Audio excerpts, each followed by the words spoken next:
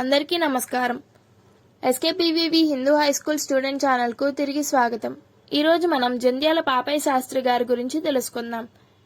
ఈయన 1912వ సంవత్సరంలో ఆగస్టు 4వ తేదీన పుట్టారు. 20వ శతాబ్దంలో బాగా జనాదరణ పొందిన తెలుగు కవులలో ఒకరు. వీరి కవిత్వము సులభమైన శైలిలో, సమకాలీన ధోరణిలో, చక్కగా తెలుగు నుడికారముతో వినసొంపుగా యుండును. ఖండ కావ్యములు వీరి ప్రత్యేకత. అందున కరుణరస ప్రధానముగా చాలా కవితలు రాసి కరుణశ్రీ అని ప్రసిద్ధులైనారు. కరుణశ్రీ గారి అత్యంత ప్రముఖ కావ్యాలు పుష్ప విలాపము, కుంతి కుమారి అని అనవచ్చును. ఈయన కవితాత్రయము అయిన ఉదయశ్రీ, విజయశ్రీ, కరుణశ్రీ అత్యధిక ముద్రణలు కలిగి ఎనలేని ఖ్యాతిని గాంచినవి. పై మూడింటిని తన సున్నిత హృదయము, తర్కమునకు ప్రతీక అయిన తన మెదడు, తన విలువైన జీవితమని అభివృద్ధిస్తారు.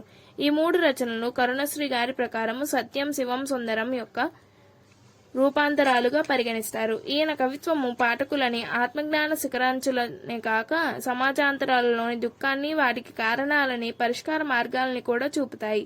మనుషులలో ఉత్తమ మార్పుకై, సమాజములో శాంతికై, నైతిక విలువలకై ఈయన కవిత్వాలని ఉపయోగించారు. అందుకే ఈనాటికి వారి పద్యాలు జనుల నోటిలో నానుతూనే ఉన్నాయి.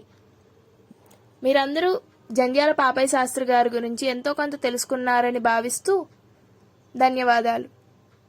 Thank you for watching this video and please do like, share and subscribe to our channel. Thank you.